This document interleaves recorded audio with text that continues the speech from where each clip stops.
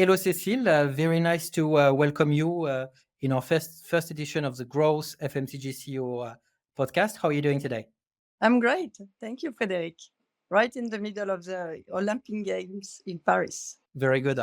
So thank you for taking the time. You know that we're launching this new podcast series that is dedicated to growth FMCG CEOs for exceptional individuals that are either driving growth in the FMCG industry or doing things radically different that are extremely inspirational and that we can learn from.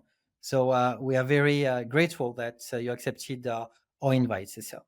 So let's start, right? This podcast is dedicated to not only better understand um, the Bell as a strategy, as a company, the strategy that is behind it, the successes, but as well you as a CEO, as a leader, along with your personal growth journey. So that's what is ahead of us for the next 60, 90 minutes. Okay. So maybe let's start with a very simple and open question, which is, who is Cecile Beliot? Can you tell us a bit more about you and about the person beyond the function? I'm a woman of 50 years old. I'm French, as you can hear it, obviously. I am a mother of four. So I have a young girl of 22 years old. I have a young boy of 20 years old. I have two little boys, one of 12 and one of 8. So I'm quite grateful with life because it's true that I have this great chance to have this beautiful family with me. And obviously, I am a leader, passionate about two things, passionate about food, because I believe that food is much more than a business. And that's what helps me, to keep moving. I think that food is a human right. And because of that, I feel the essentiality of what we do every day. And I am also passionate about people. And leadership is a lot about people. When I was young, I was passionate about uh, humanities, as you know, as American people would say, social science, psychology, philosophy. And I think that the reason why I moved from my business MBA to marketing, because this is clearly and marketing in consumer good, this is clearly the kind of function where you spend your life, studying people behaviors. And food is about culture, food is about um, social links between people. You know this sentence, huh? Tell me what you eat, I will tell you who you are. And I believe a lot in that. So I think that's the reason why I've started my career in food and in FMCG. And maybe that the reason why I became CEO is because of my passion for people and leadership. Mm. And I strongly believe that values shape individuals and shape leadership journeys. In few words, how will you describe your values, Cecile? So I am very transparent and honest, and I believe in that a lot. I believe that life is easier when you do what you say what you do. Um, I believe in the power of care and kindness, much more than driving results through fear, even though I know that fear can be a strong lever, to get uh, movement, I would say, and to get, people do things. But I believe much more in the power of care on the long run. And I think that's the reason why I joined Bell, because it's a very caring company. I believe in meritocracy. Through, hard work, you can deliver anything you want, and you can dream big. And it's not only about talent; it's a lot about hard work and dedication. And I believe I get these values because of certainly my families, where have been raised. My father was an entrepreneur. So when you are an entrepreneur, you have to to dare, to dream big, and to work very hard. And my mother was a teacher in a public school. So when you have a mother, teacher, obviously you believe in meritocracy, and you know that you have to learn. And I am a kind of fast learner and passionate about growth. And my motto is about uh, how to grow myself and to make sure that I make my people grow surrounding me. Your father was in the food business, or not at all? He was a scientist, so he was doing materials for laboratories. He was working with researchers all over the world, so a pure scientist. And what were your dreams briefly when you were a little girl? Did you ever imagine that you will pursue the path you had and achieve what you have achieved so far, or you were dreaming of something totally different? No, obviously not. I was not dreaming about that. And I think, I don't know anyone who, even as a CEO, who was dreaming of becoming a CEO, to be honest with you. No, when I was a little girl, I was dreaming of becoming a ballet dancer. I was dreaming to go to the opera. And at a certain moment, I had to choose, as many other, between studying and continue to study, or spending much more time dancing classical ballet. And I obviously at that time I took the decision, and I believe I was not talented enough to become a real ballet dancer, but at least classical dance taught me discipline and hard work. I can imagine. So you studied in a French business school, right?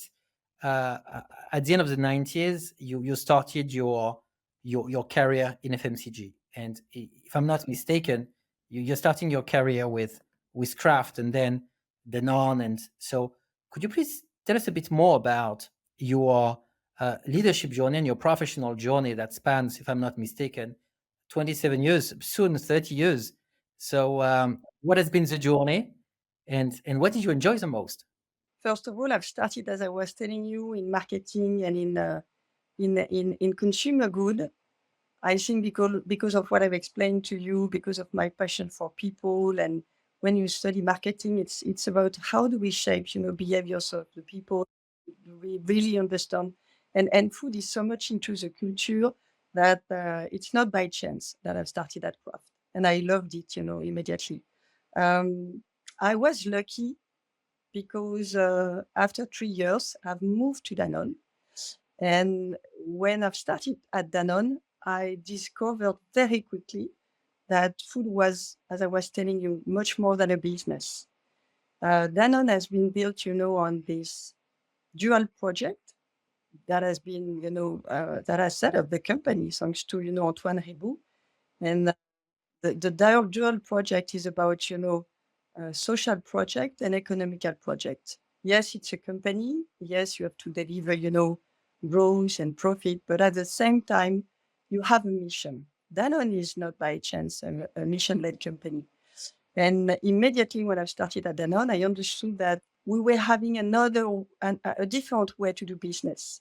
And we were very, very conscious about the impact of everything we do. Even though, I've started at Danone in the biscuit division, I was spending my life, working with nutritionists. And they were telling me, there are things you can do as a marketeer. There are things you cannot do, not because of compliance, but because of ethics. So, for instance, you cannot promote, you can enjoy, from time to time, a Pim's biscuit or a Mikado biscuit, but you cannot promote it as an healthy habit, as something relevant for the afternoon snack of the kids. So we were very clear on, indulgence is part of food, and that's great.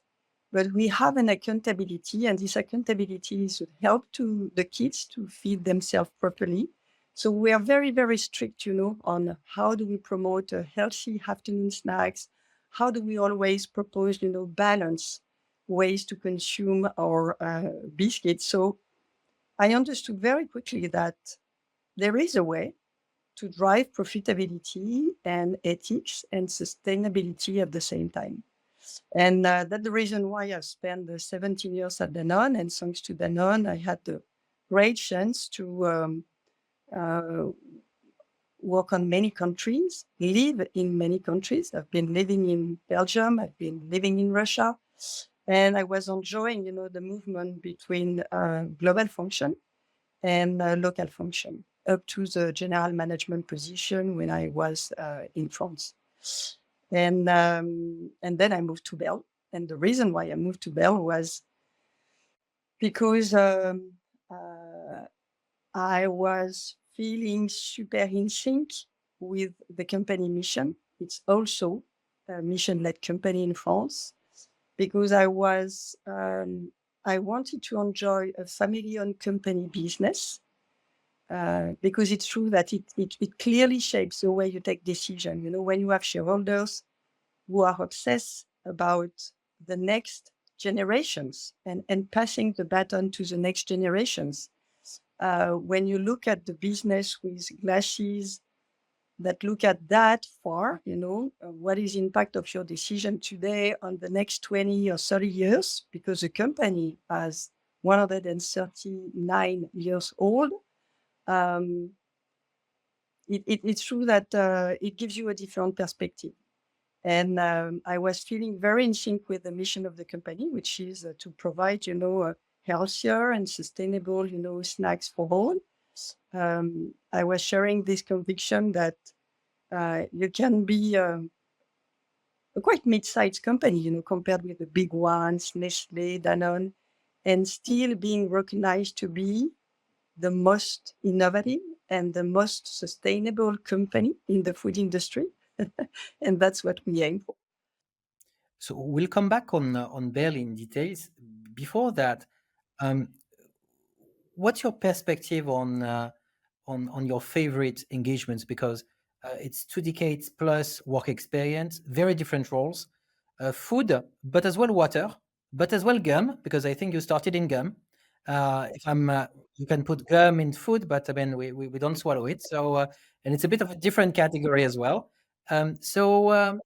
Could you please share a bit what you enjoy the most across those different engagements? Where did you take the most pleasure?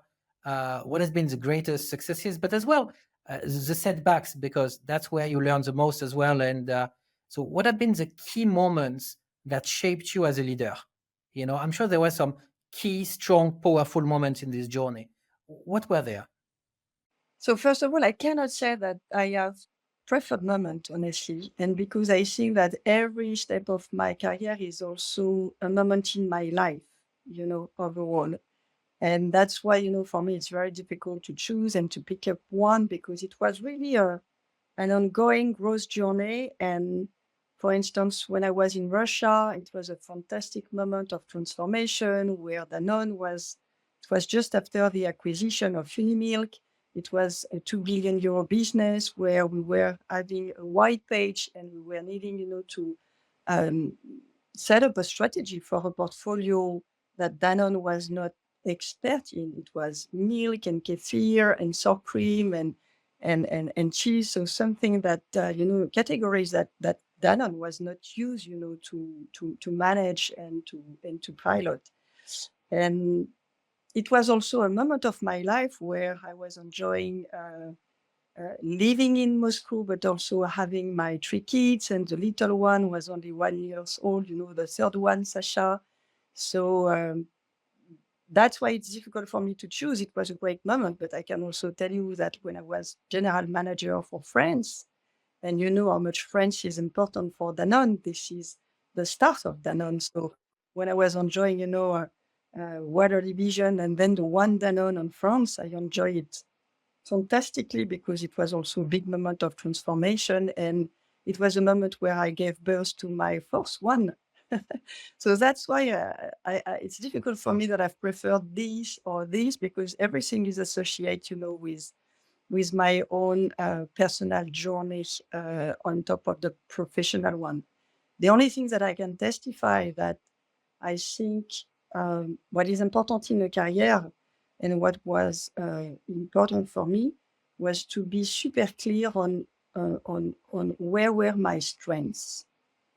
And I've always focused myself on my strengths, on my right hand, not my left one. I know I can write with my left hand, but it's slow, it's painful. When I write with my right hand, it's joyful and it's easy. What is your right hand? I know I'm good at transforming. I know I like to arrive in a country or in a situation where either you have a big breakdown and you need to drive a turnaround, or, like in Russia, you have acquired a huge business and nobody knows exactly how to manage this category and this brand. And you have to start with a white page and set up the vision and then drive the people and engage the people behind your dreams and your ambition. So I'm much better at that and you have some people that are super strong in optimizing, accelerating, building on what has been done before and pushing the system and optimizing the system to drive it and accelerate it. And I think I'm better when you need to, step back, put a vision, and then, transform, engaging everyone behind, this vision. So, and that's why I think Danone understood that very fast.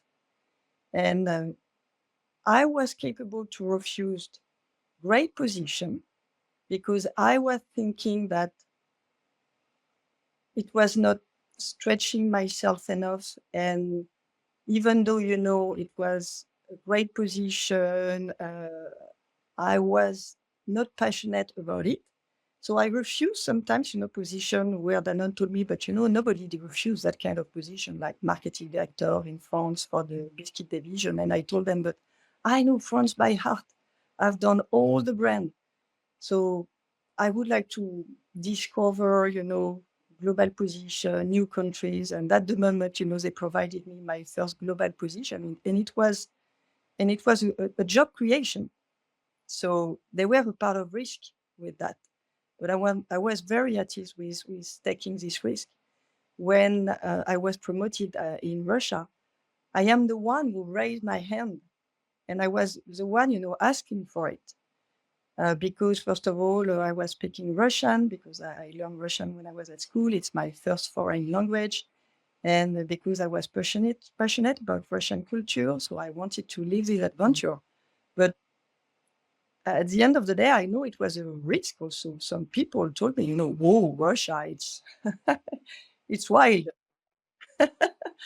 And it was wild because I can tell you that I think a year after my arrival, it was the first war with Ukraine. And at the moment where the country, closed itself. So you can imagine the level of disruption, the ruble devaluation, the price of milk went from one day to another to the roof.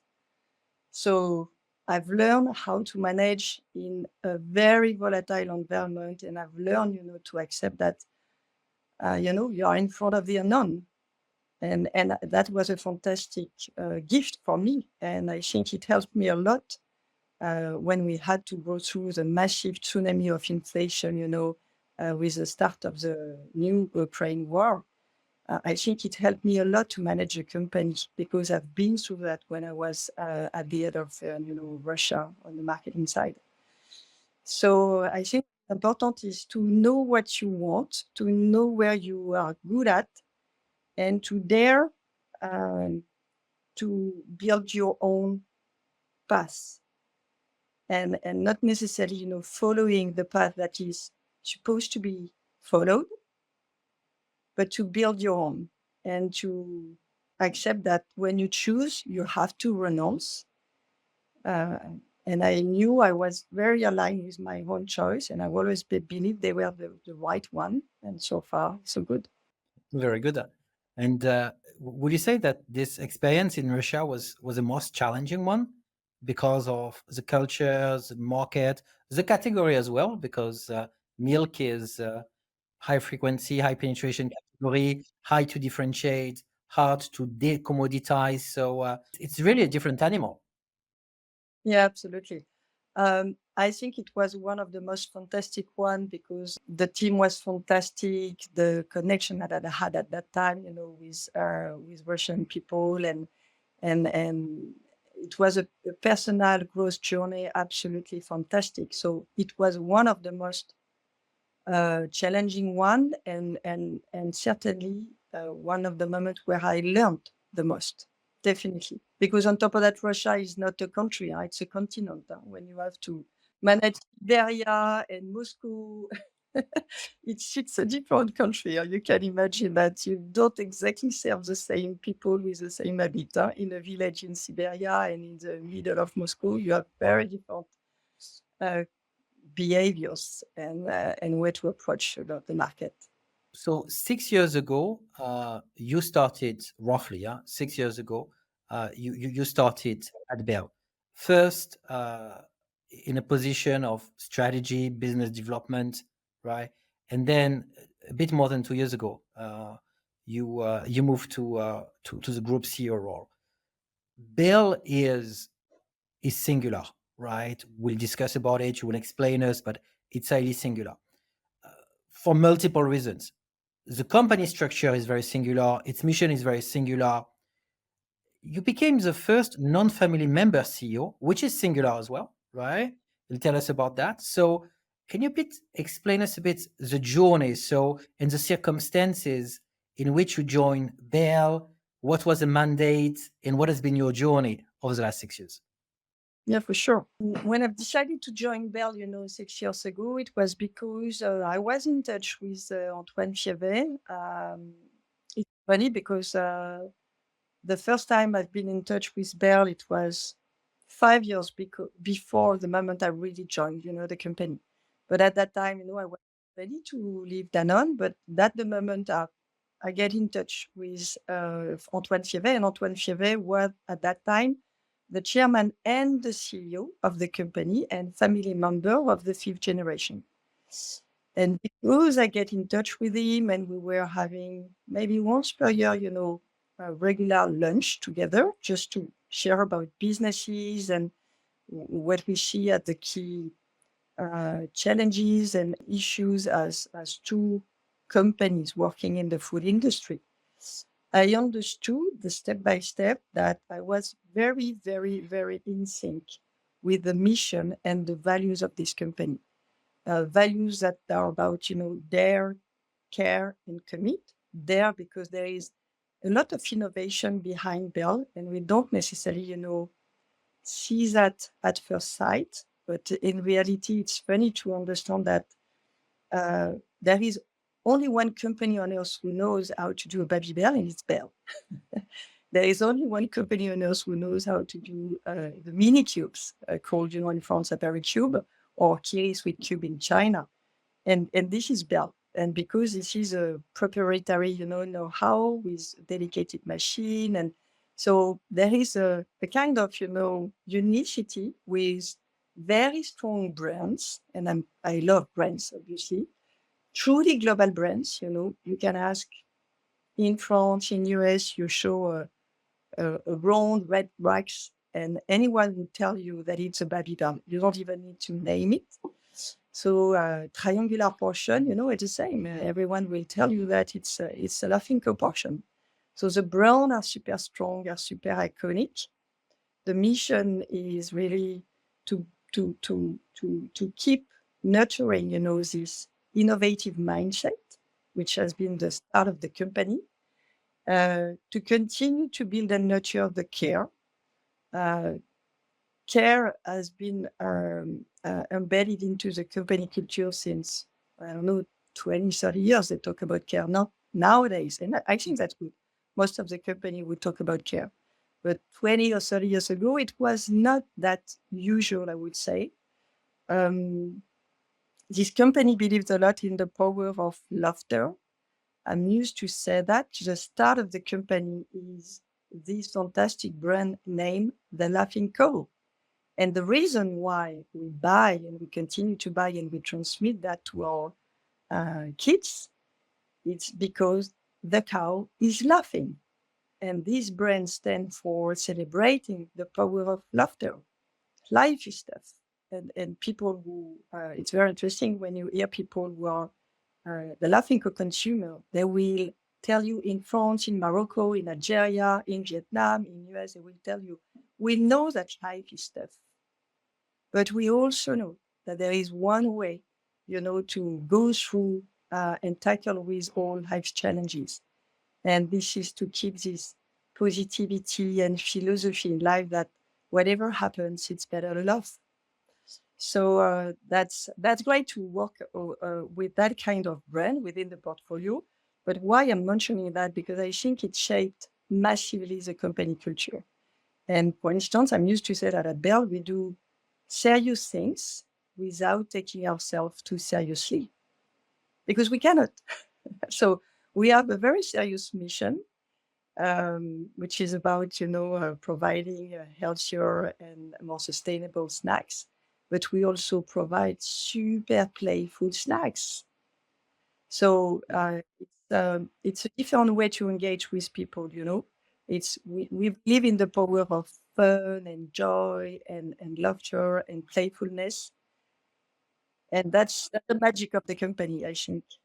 I think few people understand how innovative has been Bell, because when you start researching the brands like Babybel, like the Laughing Co, like Navashkiri, and you look at the technology behind it, first time triangle portion in aluminum packaging, it was crazy at the time. It was an instant hit, and it was crazy at the time. Putting cheese in a wax that will preserve it and do not require to be temperature control, right? That was convenience anytime, anywhere. Snack 100 years or 80 years before anyone. Um, what is funny as well, because we made some research as well for this exchange, and where comes from the Laughing Co, the Laughing Cow brand is actually is not so funny. I mean, it's, if I remember well, the founder during the war, there was a truck. It was written Valkyrie during the World War. Then it said Valkyrie, Vashkiri. So it's quite interesting as well, right? No, the birth of the Laughing Co is absolutely amazing, because when I say, the Laughing Co stand for the promoting the power of laughter. The origin of the Laughing Co as a brand, so this red co laughing, it has started exactly as you say during the First World War. And how does it start? How did it start at that time? Benjamin Rabier. Benjamin Rabier is a drawer and is the inventor, of comic books. He was the first to draw, comics books. And the army, they understood that the guy was good at, drawing and painting. And because they were needing, at that time, not everyone was capable to read. So he asked him to draw on the trucks who were delivering food for the soldiers, so that soldiers can recognize immediately what is inside the truck. So for the trucks that were used to deliver the meat to the soldiers, he decided to paint, at that time it was a beef, not a cow, a red beef laughing.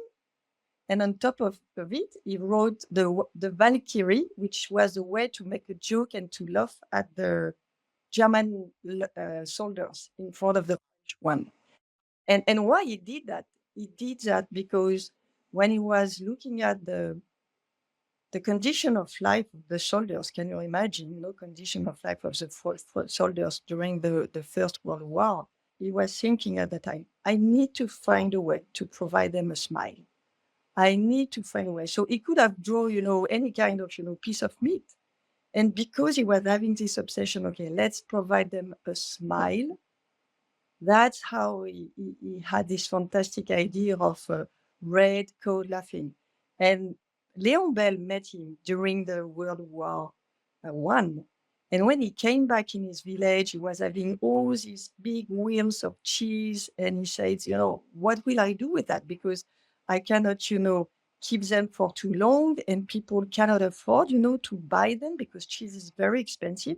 So that's how we identify, in Switzerland, this technology to melt the cheese. And when you melt the cheese and you put it in a aluminium foil and aluminium box, then you can keep it for a year and you can sell it everywhere and much further than much, not in your village or your region, but you can sell anywhere in France. And then you were thinking, okay, what kind of brand can I put? And then that's how we connected with the drawing of Benjamin Rabier. That's how we contacted Benjamin Rabier to get, the authorization to use his icon. And the last part and the funny part of the story, his wife told him, okay, we need to make sure that we understand that it's a cow and not a beef.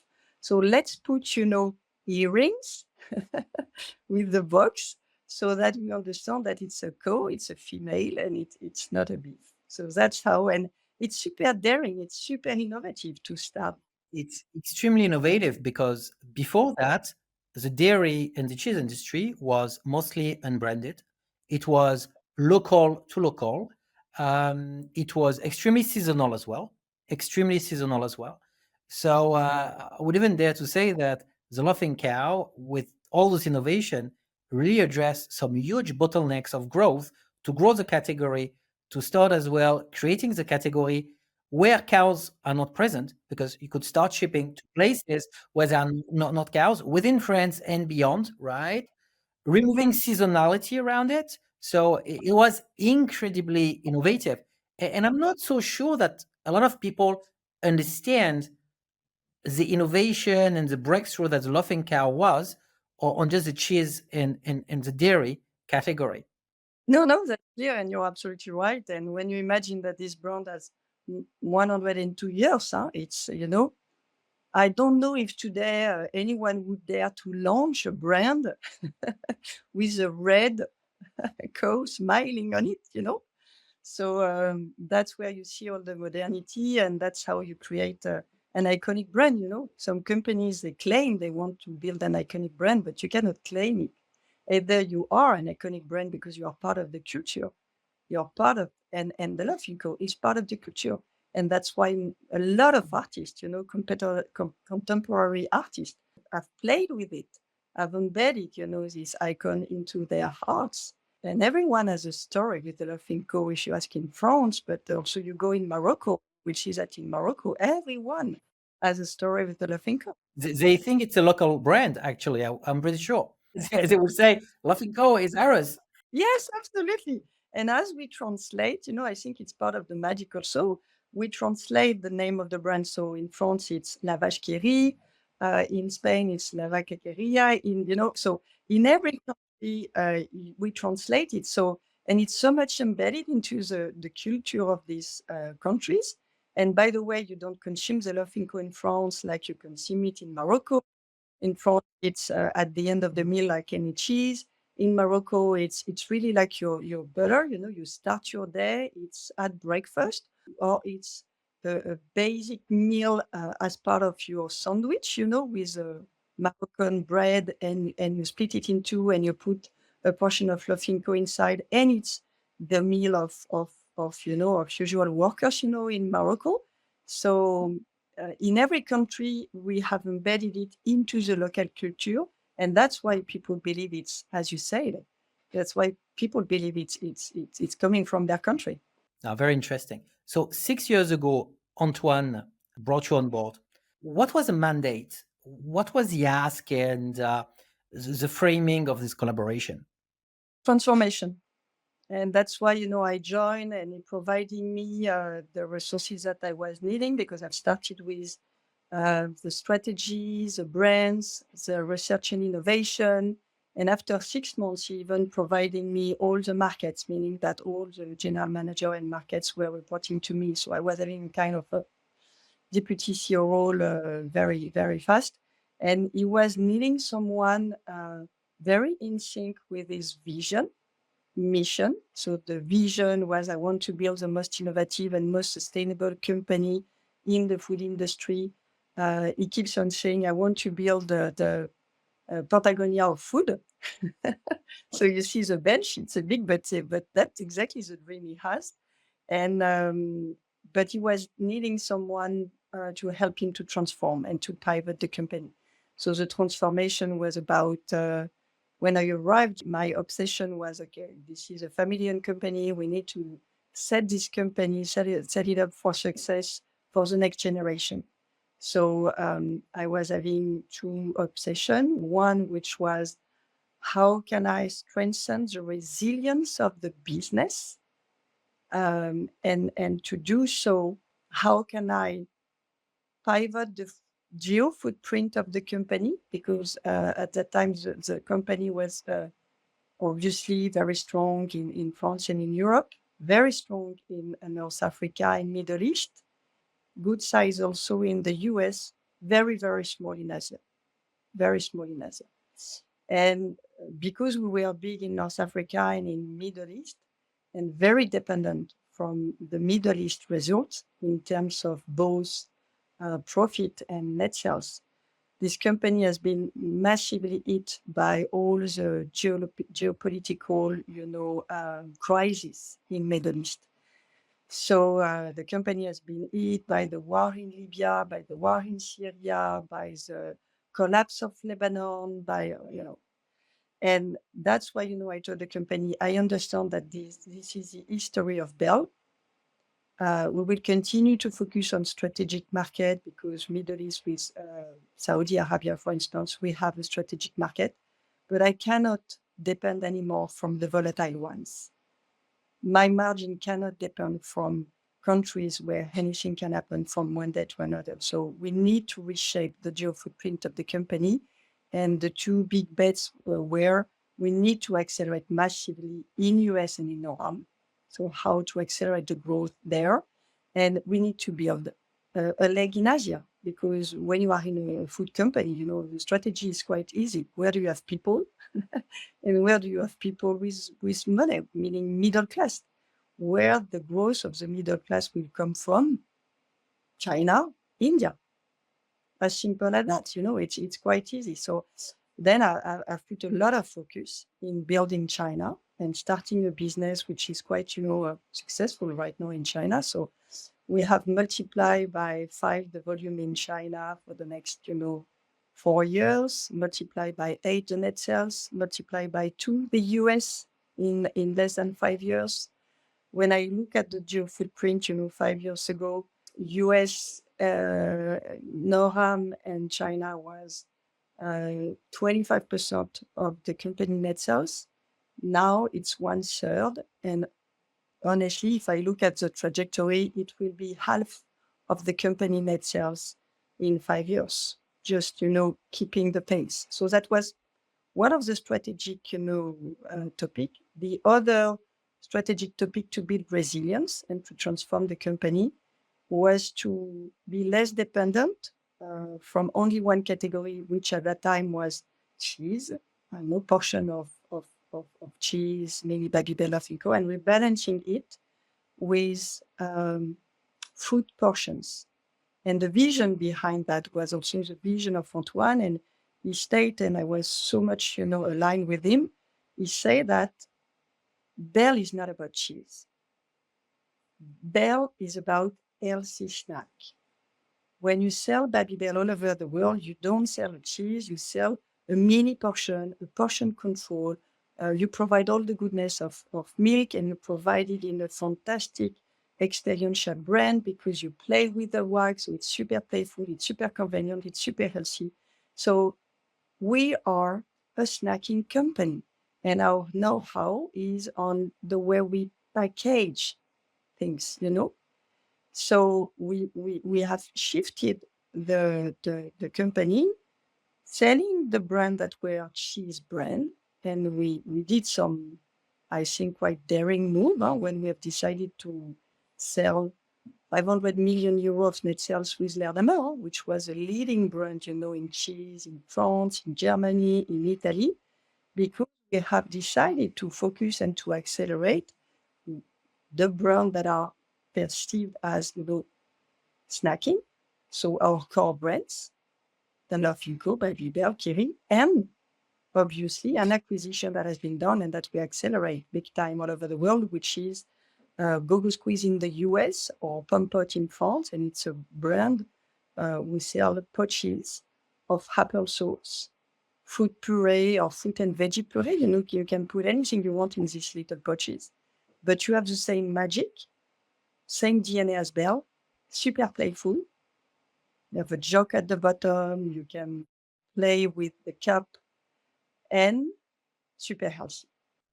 So when I listen to you and when we look at Bell, um, there's been a very big enabler. I think that you didn't mention, but that played a very important role in this tragic transformation, which is first acquisition, and we're going to discuss it.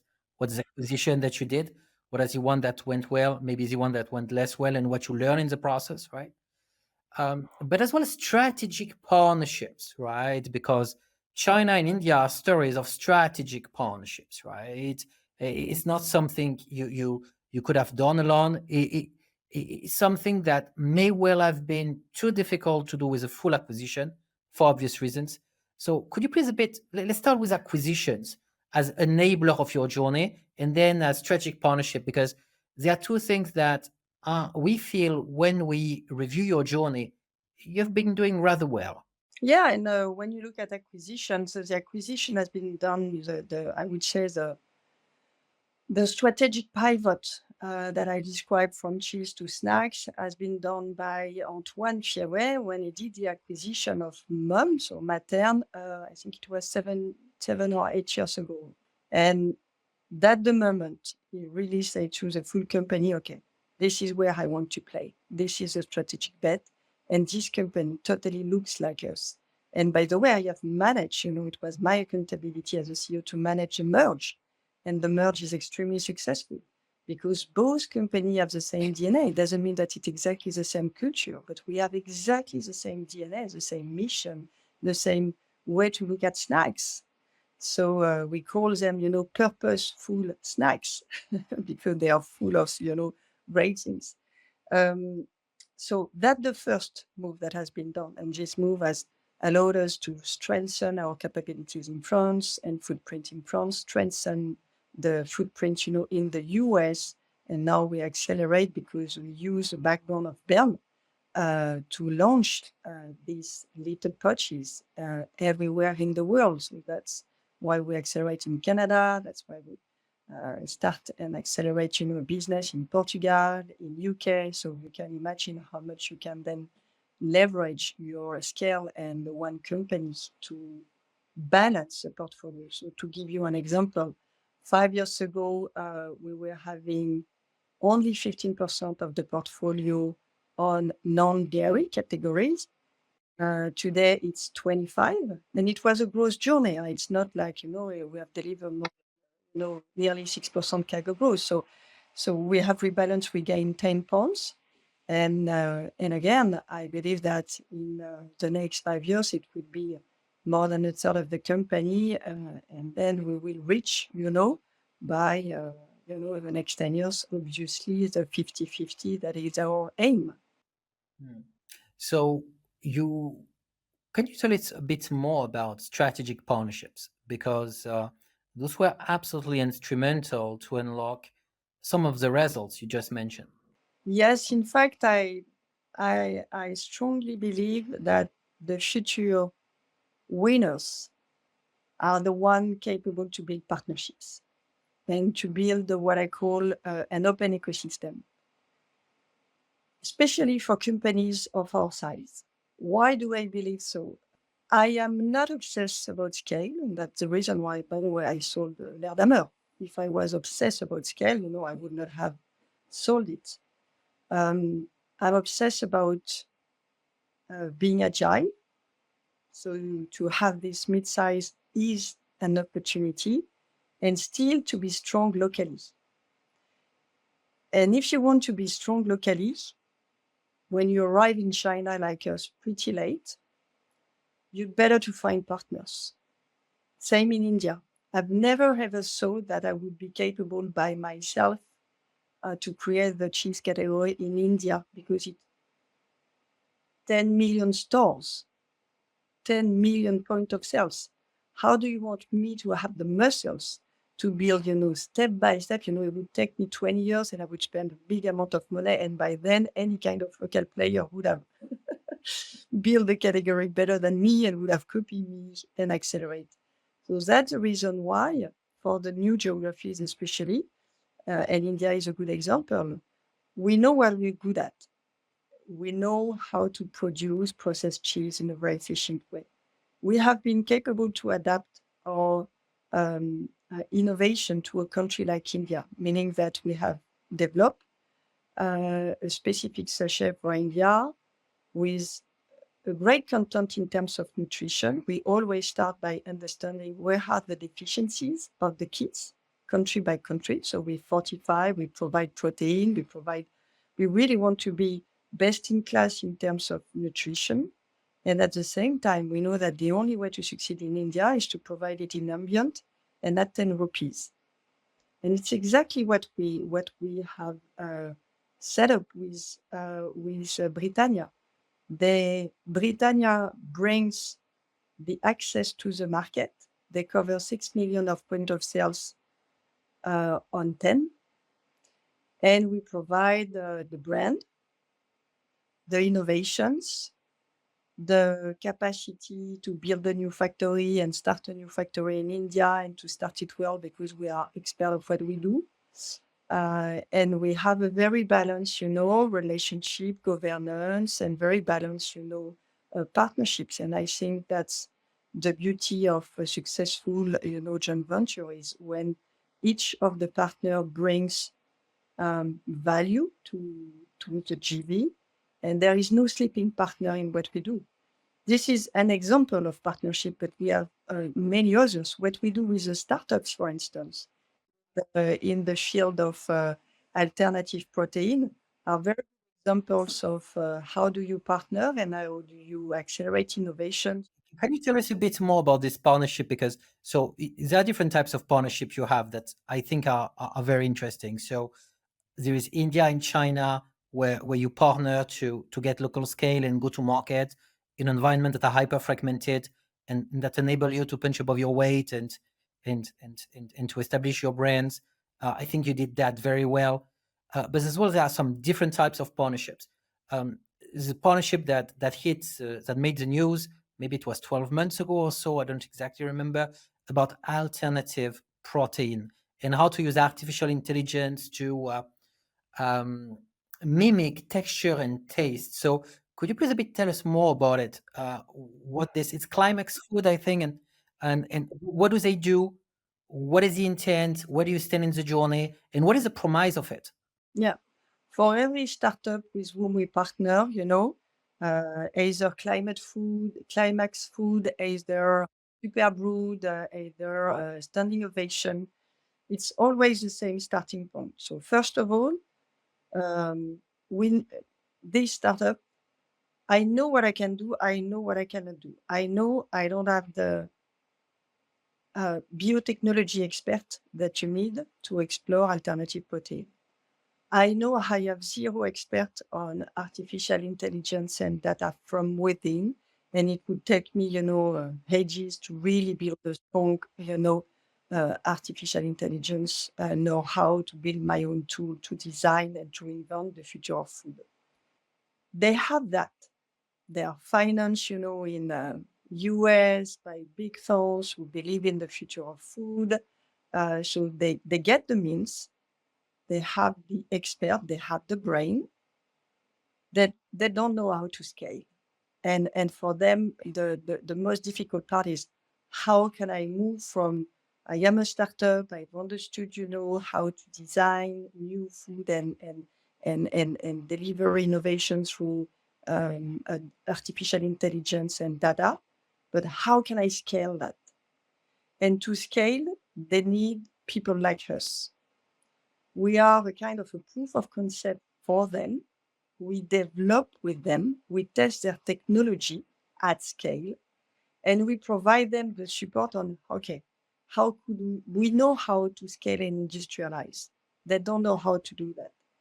And why do they choose Bell and not any other kind of field player?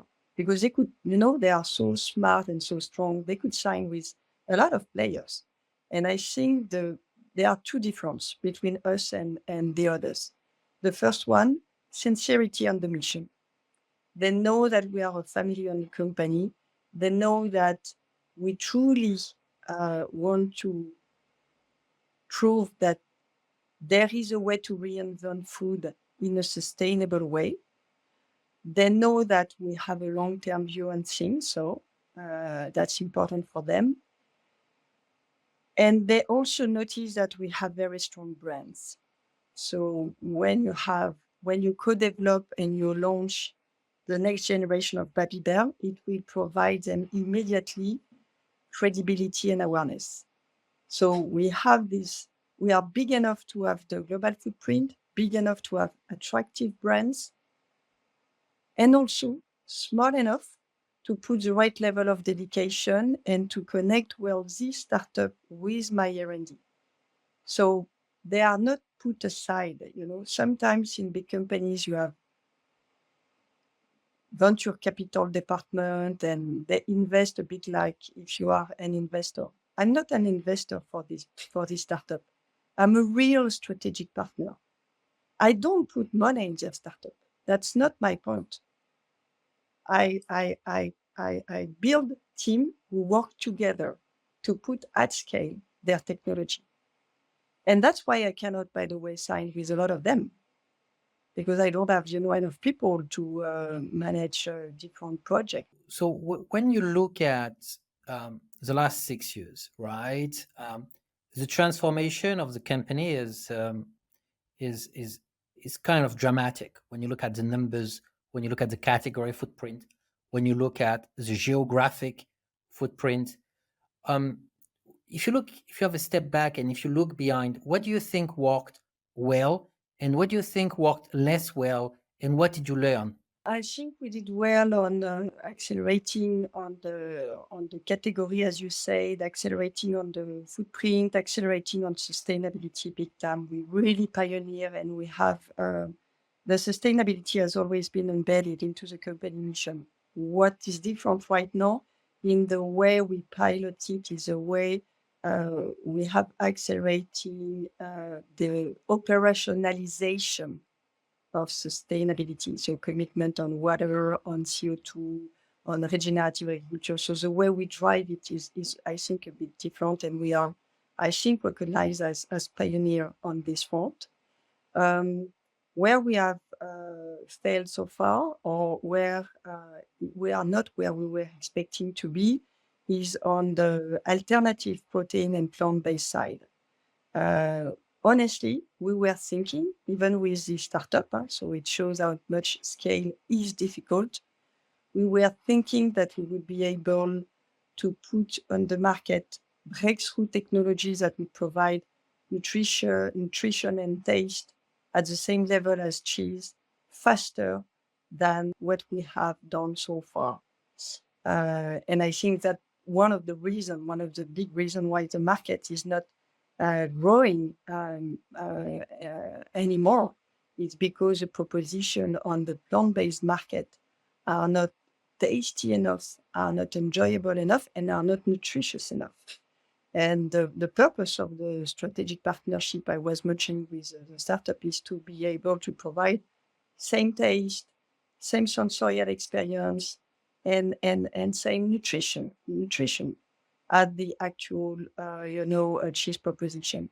And it's much harder than what we thought at the beginning to scale. Is it fair to say that you had more success in unleashing the goodness of nature to deliver on plant-based, example, Materne, Pompot, Go-Go Squeeze, than replicating artificially Mother Nature through technology? And you're not the only one. I mean, you have read our report on plant-based last year, and all the capital and shareholder value evaporation we saw across meat alternatives and beyond. So it's a fair statement. It's very fair. It's very fair. It doesn't mean that we should not aim for finding in the next 5-10 years alternative to animal protein, because the reality is that if you look at the numbers, We cannot feed the planet with animal protein. We know that when you look at the data. We can promote ways to farm on livestock that are sustainable in some countries. In France, yes, you can do free grazing and you can move to regenerative practices. But in Saudi, in the middle of the desert, it's insane what we do, in terms of use of water, CO2 emission, methane emission. So we need to find a way to feed the 10 billion people we will have to feed on the planet. And part of it should come from, and protein is a very big topic to feed the world. Protein is a nutriment you need when you are a baby, when you are a very old one. So with the growing population in India, in China, we need to find a way to have accessible protein. Protein today, animal protein, costs a fortune. And that's why in India, people cannot afford it. Even the dairy one, they just cannot afford it in the countryside.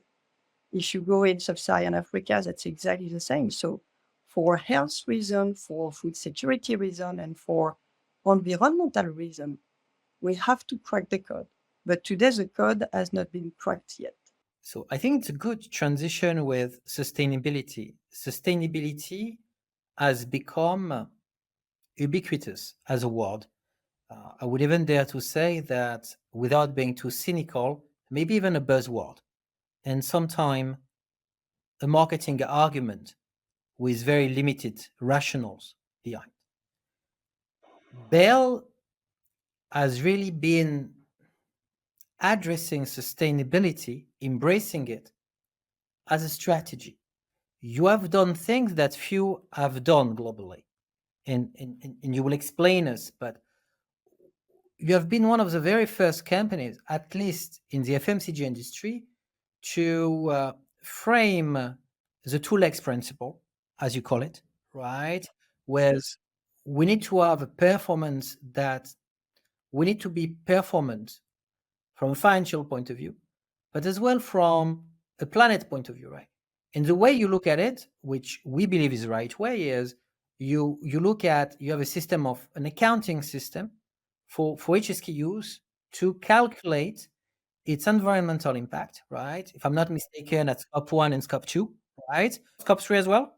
That's extremely ambitious. It goes beyond anything that is out there. It goes beyond, it goes beyond accounting, emerging accounting principles that are in discussion but not yet implemented, right? And you have been bringing this to life through merging your sustainability department and your finance department, because your CFO is your chief impact officer that is both in charge of driving the financial performance, but as well driving the environmental performance.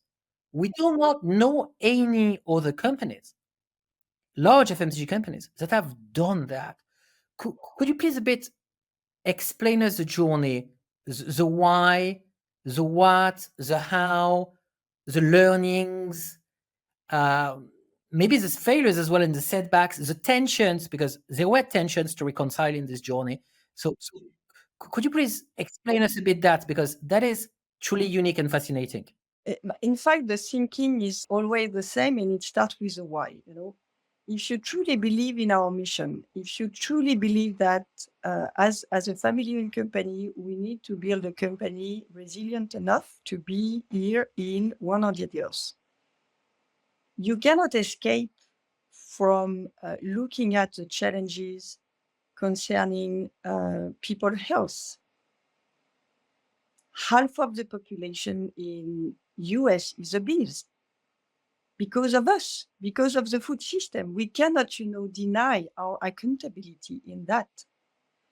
When you look at the other side of the planet, you have the same number of people. You have 800 million people obese, and you have more than 800 million people under malnutrition. You have one person on Earth dying every 4 seconds on the planet because he or she doesn't have access to food. That's the reality of the food system. So the food system does not work. So you can imagine, if we don't find solution, the situation when we will have 10 billion people to feed. If I look at my business, if I don't have any more farmers, because in 10 years, for instance, in France, half of the farmers who provide us milk should go in retirement. If we don't build a system where this role is get a fair part of the value creation and get a fair revenues, how do you want young people to join and to sign for that kind of work where you, on top of that, work 70 hours per week? And if I don't have milk or apple at the beginning of the chain, I don't feed anyone.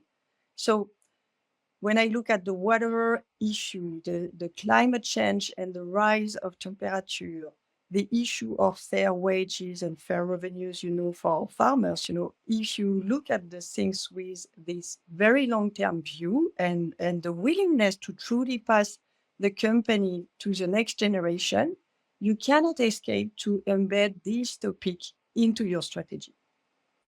Your strategy, sustainability is a strategy for us.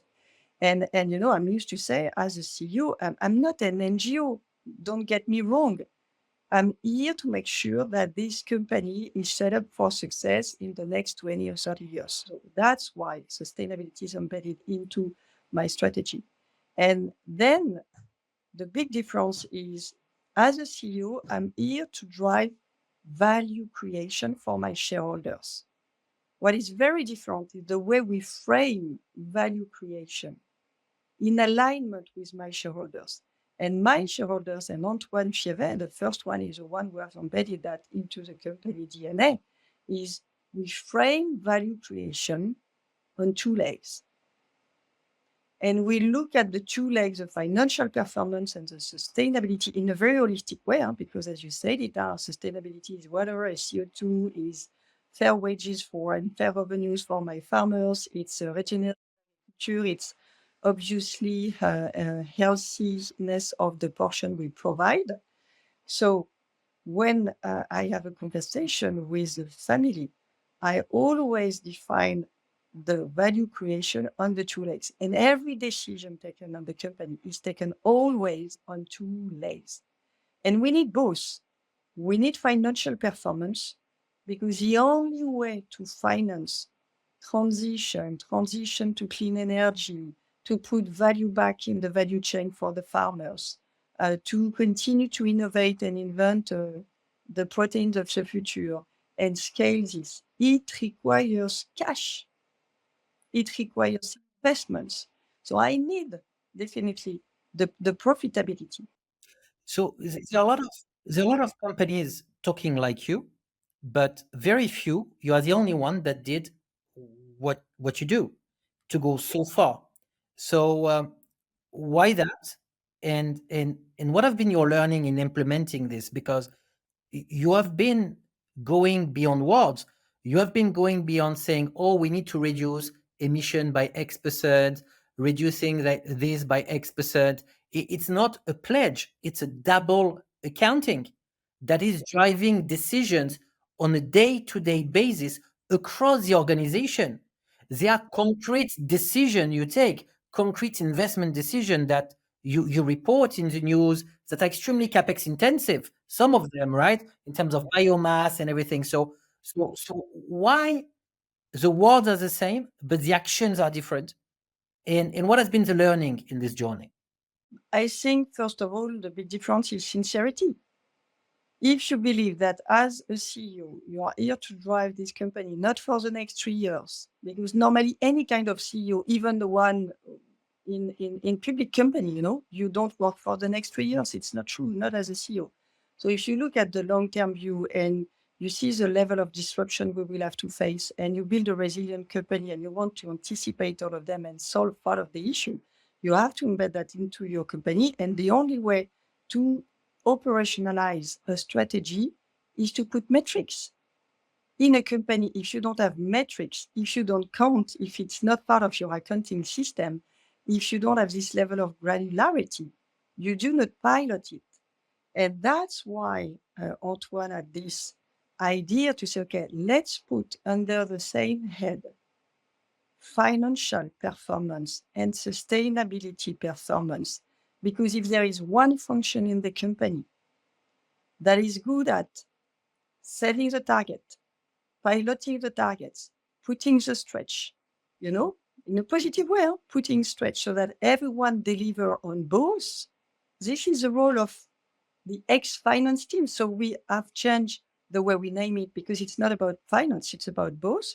We've named them Chief Global Impact Officer for this reason. We were not playing on words because it's the reality that they pilot two legs at the same time.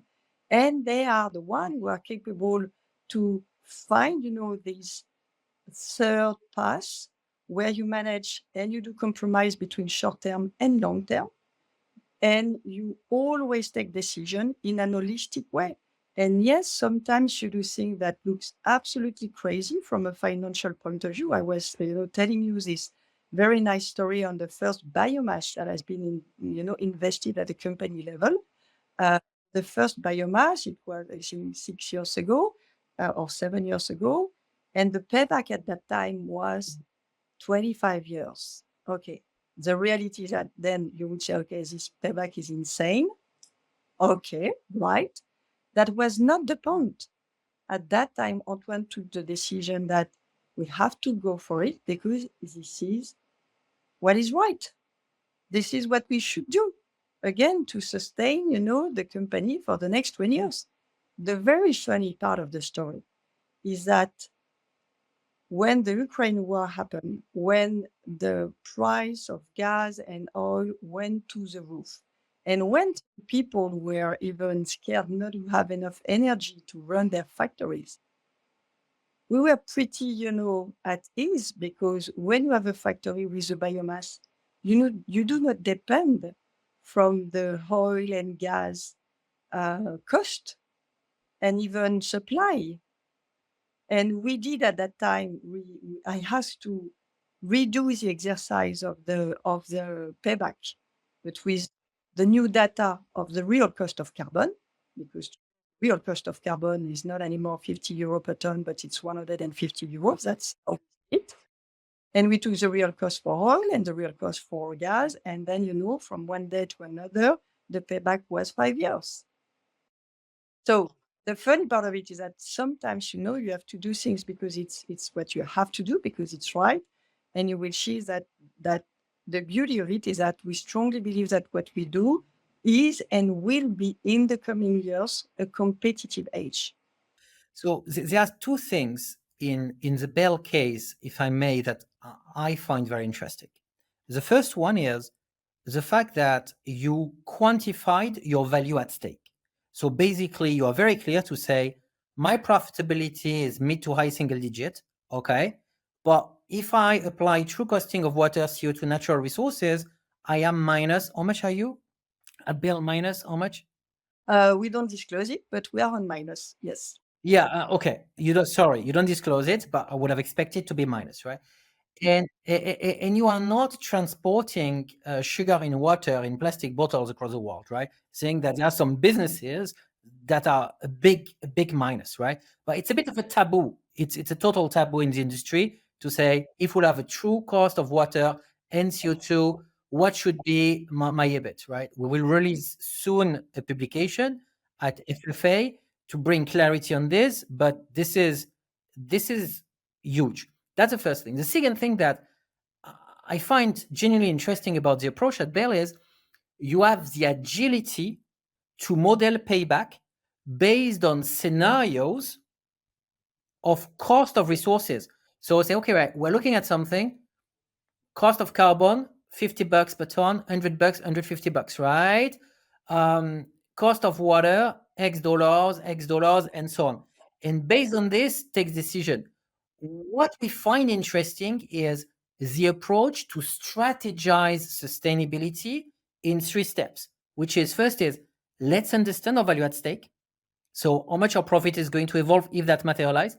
2, let's prioritize our actions based on payback, and let's have an agility to understand present forward with the current cost of natural resources and the future expected one, what is the payback profile.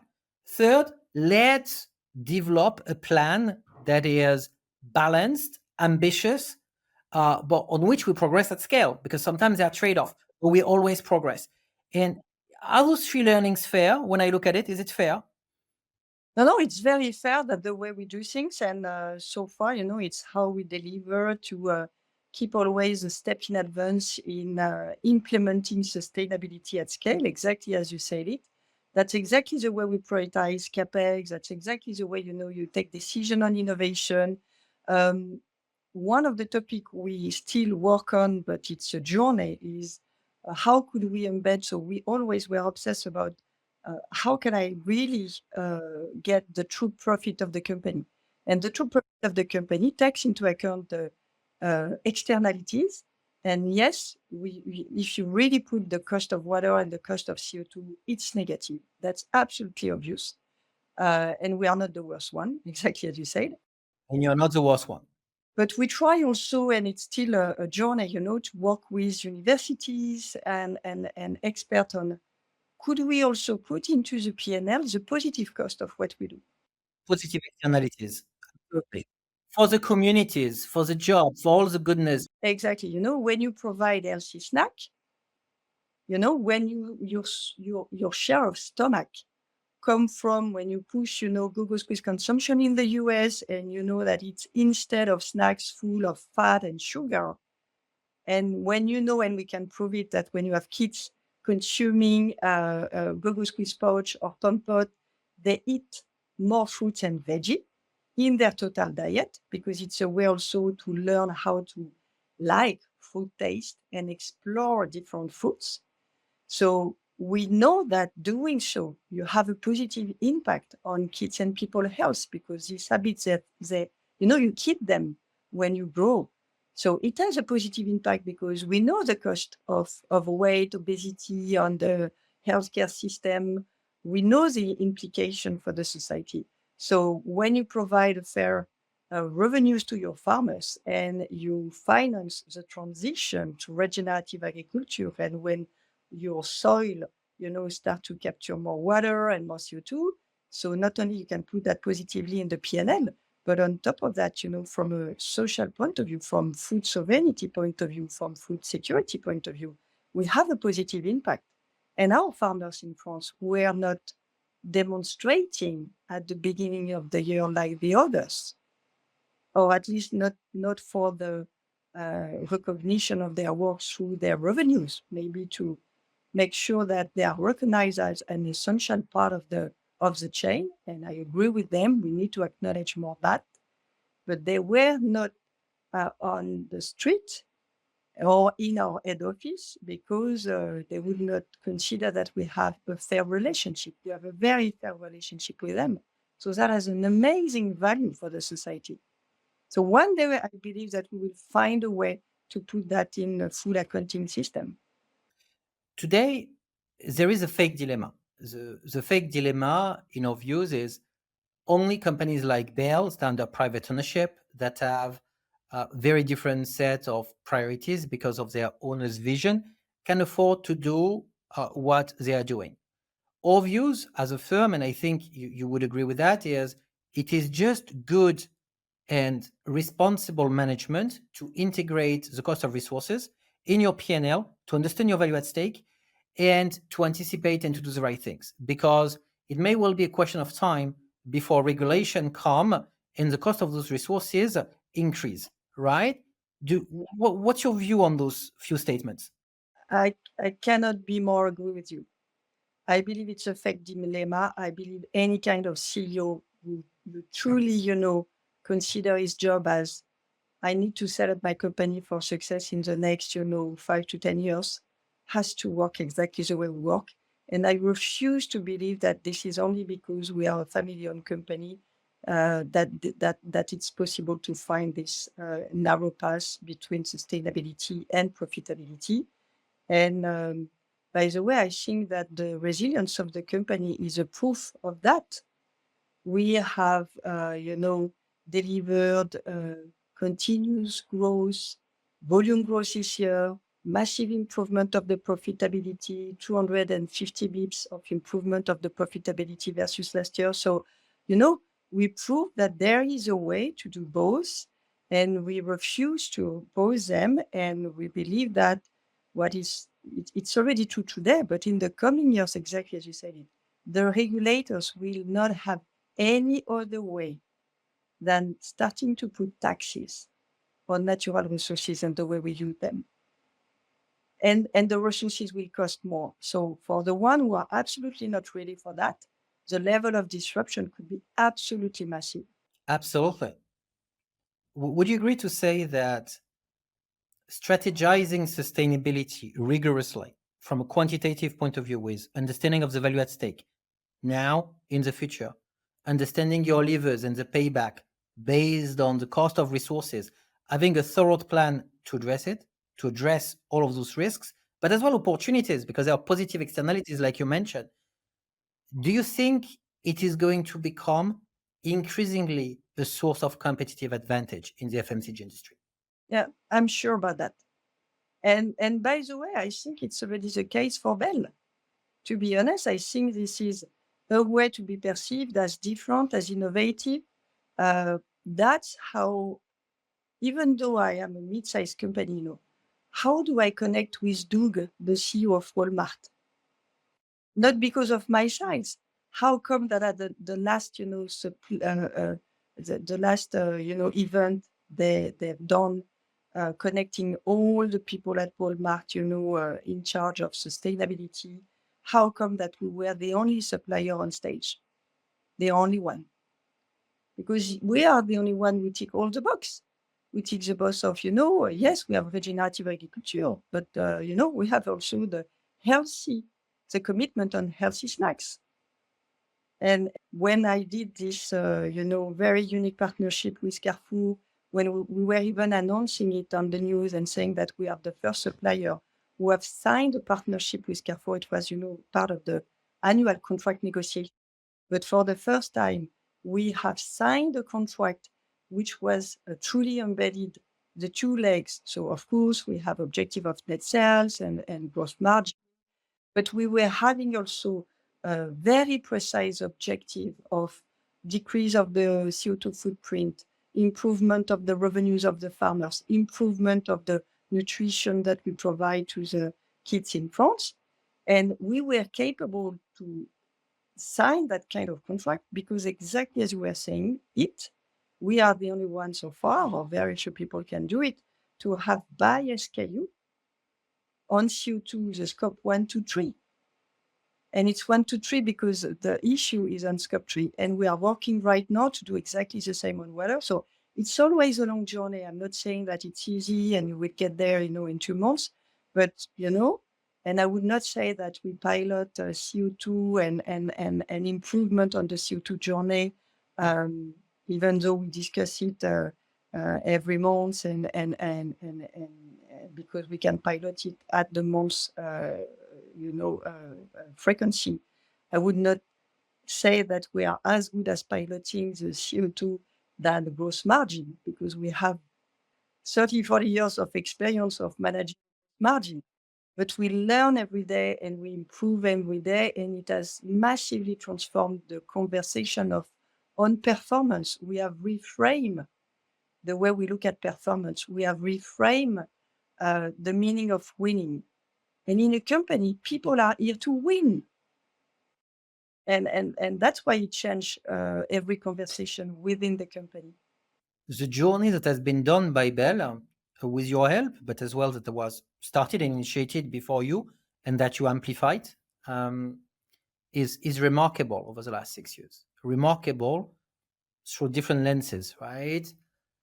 If you project yourself in 5 or 10 years, not necessarily already to the next generation, right, of owners, but in 5 or 10 years, what success look like?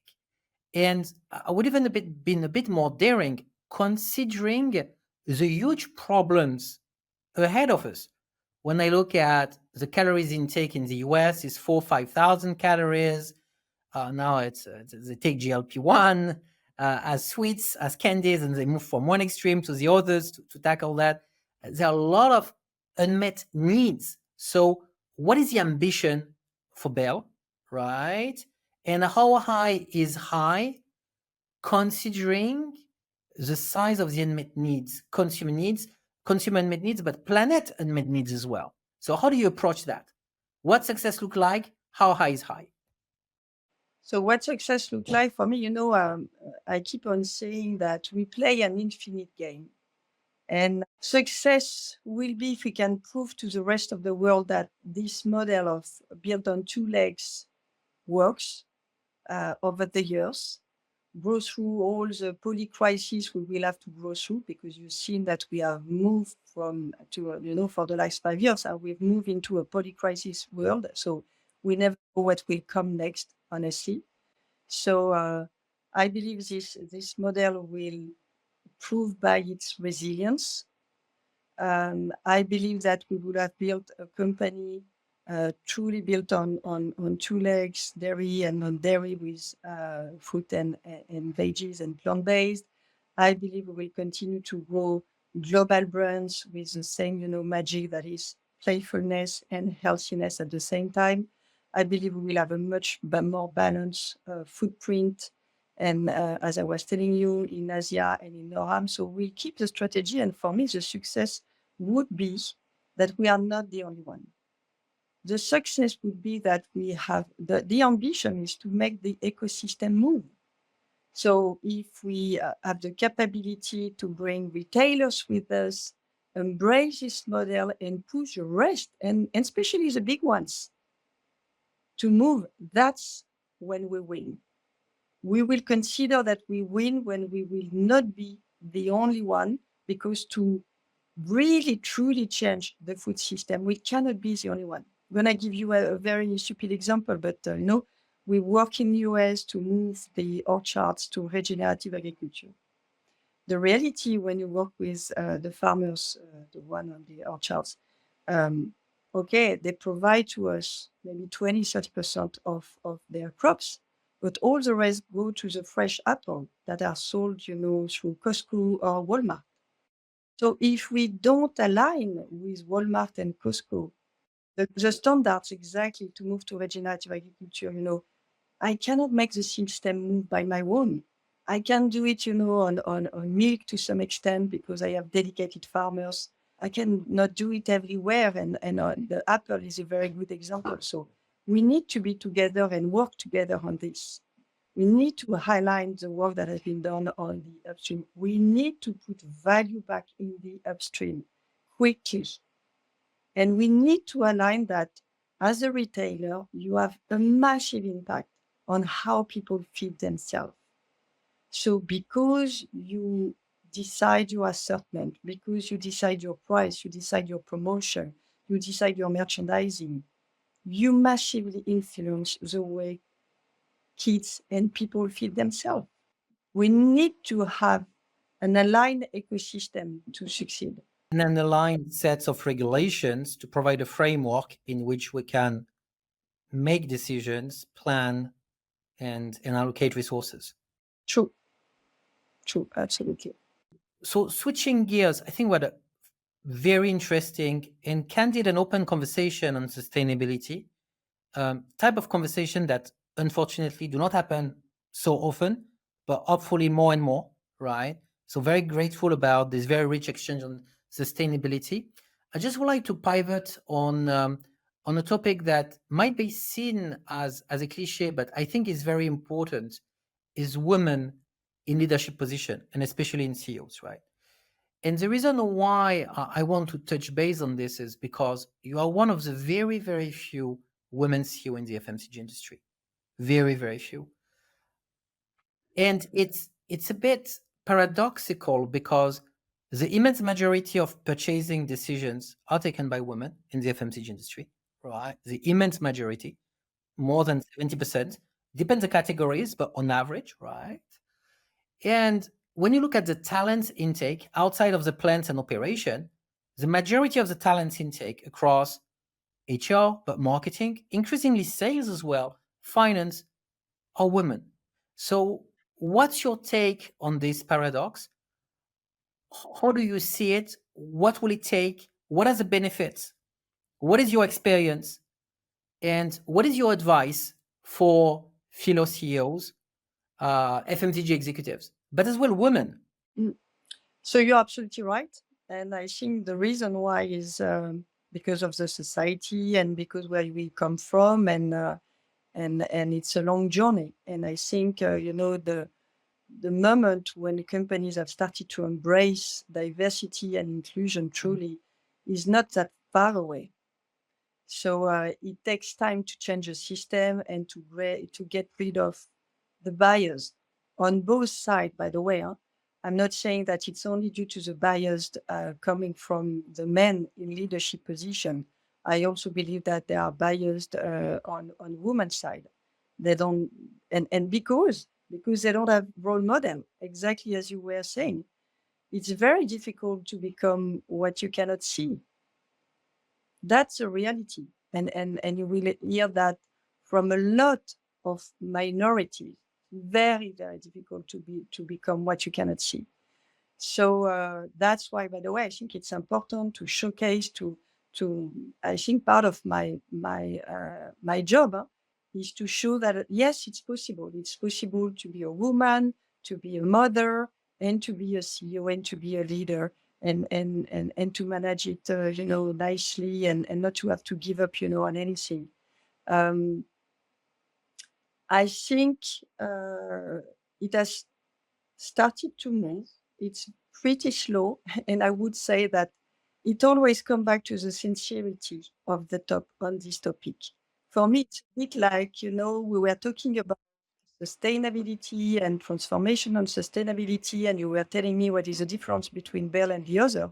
And I told you the difference to start with is the sincerity at the top. And when you have companies truly engaged on this topic on diversity and inclusion, yes, you make progress. And if you ask L'Oréal, for instance, who did massive progress on this one, if you ask the HRD of L'Oréal, he would tell you that it took them a generation to truly, rebalance gender, rebalance on cultural diversity, and it's a never-ending journey. Let's make it clear. But they keep on explaining that it took them, a generation. And they keep on saying that, by the way, it's not because they work on beauty that it was obvious to have a female CEO because in their markets, it's not true. It's because they were putting focused KPIs, plans, and dedication behind the topic. And I think it has started in some companies, and we need to accelerate the movement through sincerity and engagement at the top. And what will it take for this to happen, not within a generation, but within years, right? Because a generation is few decades, right? Is few decades. Is few decades. So what will it take? Do you think it's ever possible? It has to be a generation because there are so many things that need to come together through modeling, building the pipe, changing incentives, training managers, rising awareness on diversity of leadership style and what success means, and so on. Things that we all know very well that professionally we have been exposed to, but how to accelerate this journey? First of all, I think it took a decade for L'Oréal because they were the first one. I think for companies, for instance, like Bell, who start a bit late on this topic of diversity, we already have the playbook. Exactly as you say, the playbook is super well known. We know that you need to put KPIs, processes, manage your talent and succession plan in a different way, train the girls, build mentorship. So we have the playbook. So that's why I think you're right. Right now, when you are truly sincere and you want to, drive acceleration on this, it can be done through years. Why I'm telling you about sincerity? I'm gonna give you a very example coming from my executive committee.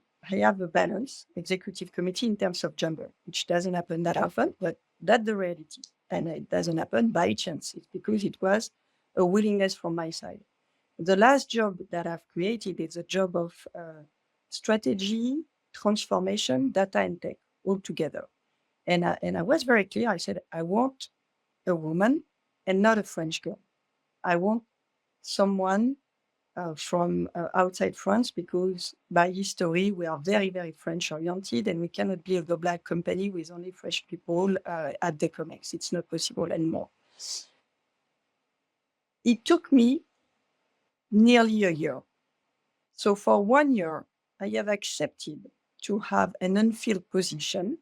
So I was taking the strategy on my side, providing the data intake. I left it to the finance global impact officer.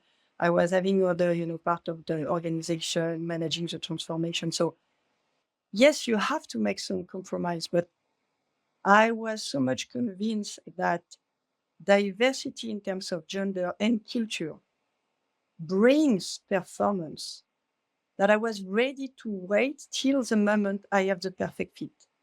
And don't get me wrong, you never ever compromise on performance. I have found the perfect fit, a fantastic girl, not French, half Dutch, half British, super smart, just perfect for the job, except that, okay, it took me a year.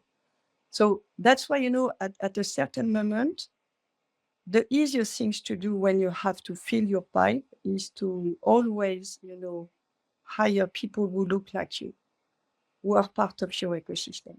And that's why the system is difficult to change and to move, because, okay, if you want to have someone filling the job in a month, okay, you look at your network, you look at from within, and you go for the obvious things. If you want to prepare a pipe, if you want to fill positions that are more difficult to fill, it takes time. And sometimes also it takes to be a bit daring and to try, to take maybe a bit of risk, stretch someone, not find exactly what you were having in mind, but be ready, to welcome this different profile and help him at the start. I think that is very useful perspective, Cecile. I think that it's hard work. I think genuinely it's hard work. You need to get a lot of things right to move the needle. Point number one. Point number two is there is something I'm not so clear on, and I'd like to get your point of view. Do you think that beyond the intent declaration, the benefits of gender diversity in a management position is well understood? You know what? It's been more than 10 years that McKinsey every year publish, all the data showing that gender diversity in the workforce drive performance. It's been more than 10 years. It's a bit like on climate, or I keep on saying we are the first generation of leaders who knows. We know everything. We have all the data. We know the impact of what we do. We know the projection of what will happen if we cannot change the trajectory on climate. We know what will happen in terms of water scarcity. We know what is the link between health and between food and health of the people. And we know what gender diversity brings, because it's been 15 years of survey from the McKinsey Institute globally, for instance.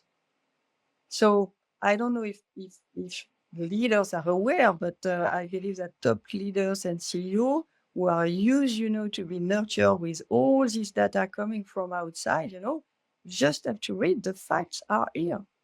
The facts are not challengeable anymore. So for me, the why is not the topic anymore. The topic is exactly what you are saying. I think the why is clear. The what, the how, the playbook is clear. The only thing that is still debatable is the speed. Is how do you deploy the playbook? And yes, you're right. It's hard work. It's focus. It's dedication. It has to be followed. It has to be a part of your transformational journey. So then it always comes back to the CEO commitment on this one. What is the advice you will give to women that inspired to become like you, Cecile, that maybe will watch this interview, this exchange between the two of us? What are your messages for them? So I would say, first of all, build your own journey. Know yourself. It starts by you. So where are you good at? What provides you energy? Find what the Japanese people will call your ikigai, where you are, you know what you're good at, you know what you're passionate about, and it's also a kind of a mission. You understand that it's part of your purpose in life. When you find your ikigai, and I was lucky enough, to find it at quite an early stage in my career, but keep on building it, build a career journey that looks like you and like no one else. And then, dare to raise your hand, dare to say, because I know what I'm good at, because I know what provides me energy, because I know that this is how I find my purpose in life, dare to ask for the job that usually, men would do, and I've succeeded, to dare asking for the job, thanks to my husband. I have to tell you that, the only reason why I raised my hand for the job, for instance, in Russia, it's because my husband told me, why don't you ask for it? I said, oh, you're crazy. He said, why I'm crazy? Why don't you send an email? And he told me, at worst, you get a no. And he was right. At worst, you get a no. So that the main advice I would provide them, but it starts with yourself. If you don't ask, you won't get. There is something you didn't mention, and you didn't mention as well in your leadership journey. So let me ask it: which roles played mentors in your personal leadership journey, if any? No, many mentors. I should have mentioned it. I was very lucky because I was mentioning you that it's very difficult to become what you cannot see. And I was surrounded by a woman in leadership position at Danone. So I was very lucky to start at Danone with, for instance, as a boss, Miriam Cohen, who is now the executive committee of L'Oréal in charge of cosmetic active. Um, I was, this morning with Veronique Penkinati at breakfast, and Veronique is number 2 at Danone. Exactly, Deputy CEO. She was also my boss when I was working on the water division. And thanks to these women, because they are very caring and fantastic mentors, they also provided me, connection from other female mentors, like at Mars. And there is something that helped me tremendously, at Danone. And it's, I was quite young and part of the first training program dedicated to women. And it was even, I was not really in leadership position. It was more in management position at that time. And I read this book that was provided by the coach. And this book explained that to drive a career, you need to focus on three letters. Very easy to remind because it's called the PIN code, like for your phone, PIN. PIN. P for performance, I for image, N for network. And in this book, it was written that most of the women believe that because you focus on performance and you drive performance, people will notice and you will get the job and you will continue to climb, the different steps of your career. The reality is that at a certain moment in your career, we could be debatable, but that the reality is that you are all performers. So what will make the difference is image and network. And I embrace that, and I even translated it into a meaningful way. Network is work. Network is work. Every time I meet someone from another industry, from another market, from another country, I learn something, I get something for my business. And image is not about, okay, I advertise about myself because, most of the people, and especially women, they don't like to advertise about themselves. Image is about how do you make your company grow as an organization. If you are not capable beyond your team to advertise on what you have learned based on best practice or based on failure, how do you want your organization to become a learning organization? So you have a role to play as a leader to make sure that you enrich the system. So sharing what you've done, advertising on what you've done, and especially on what you've learned from that is a way to build an image, because then people will have an image about you like, yes, I remember this girl. She was the one managing this project. Oh, by the way, she brought me a lot of insights about that. And it's true that at a moment in a career, your image and your network will play a significant role. Obviously, performance, but these two. And when I understood that, then, I put that in my to-do list, like most of the women would do. I put it in the to-do list, and I was disciplined about that. And there are mental barriers to overcome, I think, for women, because that doesn't come naturally. And what will be seen maybe for women as bragging, for men will be seen as being assertive. So there is something as well to be done there, and to education as well, and role model again. Absolutely. And that's why, mentorship, working on your bias, is important on both. As I was telling you, they are biased. Everyone is biased, by the way. That's because, your perception, your values has been shaped through your own history and where you come from and your culture. So what is important is to understand that you have them, because then you can work upon it and you can take distance. You cannot avoid them, but you are aware that you have them. I think you provided a very actionable framework for women in leadership. So hopefully, many women will watch this video, and you will inspire many women. I think at least that's my wish. If we bring a bit all together the very rich exchange we had, Cecile, over the last 90 minutes or so, we touched many topics, right? We started with your personal leadership journey. We started with your personal journey, then your personal leadership journey. We talked about a lot about Bell, your journey at Bell, how singular it is, the achievement, the learnings, what is ahead. We discuss about sustainability, that is so important and can become truly a source of competitive advantage. We discussed about women in leadership, and you shared your experience. If we want to bring this all together with key messages, what will be your key messages first to Bell employees as a leader at Bell? My key messages for my employees is always thank you. I'm always super grateful when I see what they've done, because everything that is done is coming from my teams. So I am every day I am amazed when I see the leaders that we have within the organization, and when I see, what we are capable to deliver. So that's the only word that I would share.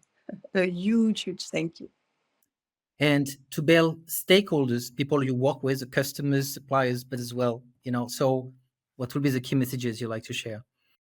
As I told you, let's work together. Let's reinvent the food system.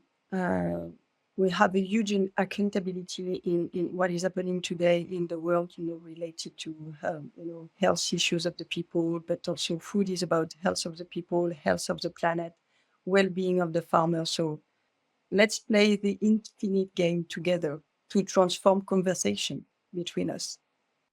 And what will be the key messages to your peers, to all other CEOs of large FMCG companies? As I told you, we are the first generation of leaders who know everything.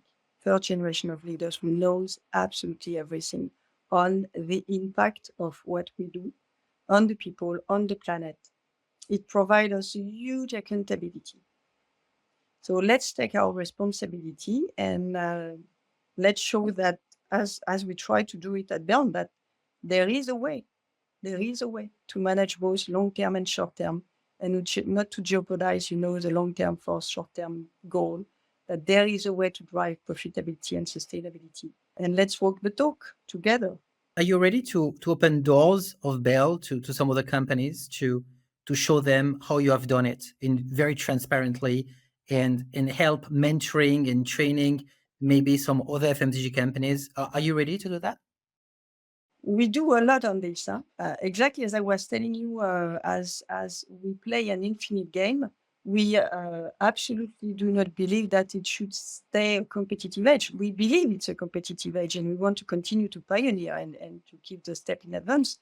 But we keep on showcasing what we've done, sharing, the tools that we have used, explaining what we have put, this new creation of job of global impact and how much it has transformed the conversation within the company. We are part of many coalitions. We have started a coalition on regenerative agriculture with the WWF. We believe it's part of our job to inspire, but also to support and to help the others. Very good. A closing thought, maybe, before we close the exchange, Cecile? It was a very nice conversation, and I'm always surprised to see how much you have understood the model without, asking us data. So it means a lot on how good you are in exploring and understanding FMCG. Thank you, Cecile. Thank you for your time. I think that you have very, very exciting times ahead at Bell. So congratulations for the journey so far, and our very best wishes for the exciting challenges ahead. Thank you, Cecile. Thank you for